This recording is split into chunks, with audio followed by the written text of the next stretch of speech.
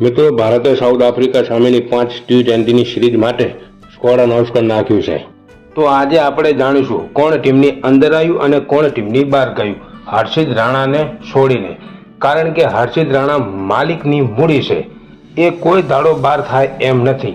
20 હોય, one day હોય કે પછી ટેસ્ટ હોય, હર્ષિત રાણા હરેક જગ્યાએ જોવા મળશે. થોડો માલિકની મૂડીની વાતું આપણે જોઈએ ટીમ. તો ભારતીય ટીમના કેપ્ટન છે સૂર્યકુમાર યાદવ અને હરુપાનના વાઇસ કેપ્ટન છે સુમન ગિલ.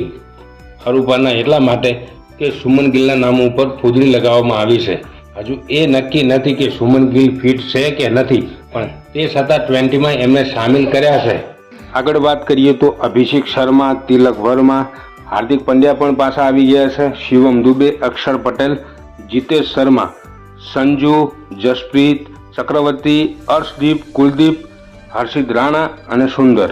આ છે સાઉથ આફ્રિકા સામે 20નું સ્કોડ ઇન્ડિયાનું. હાર્દિક પંડ્યાના આવવાથી ટીમ ઇન્ડિયા મજબૂત જોવા મળશે.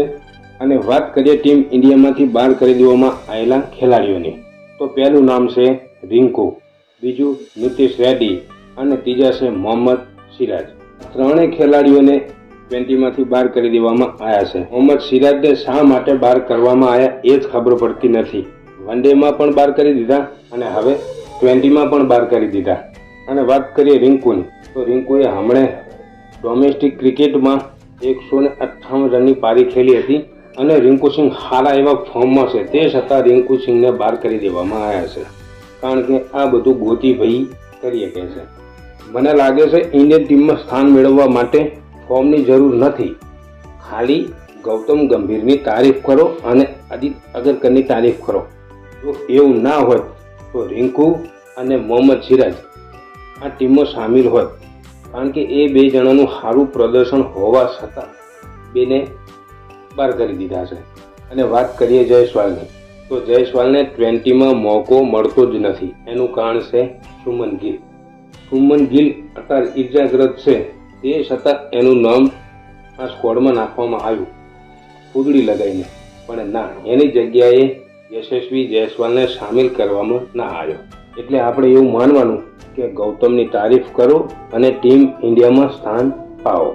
અને વાત કરીએ સંજુની, સંજુ પણ બહાર થવાની કગાર પર જ છે.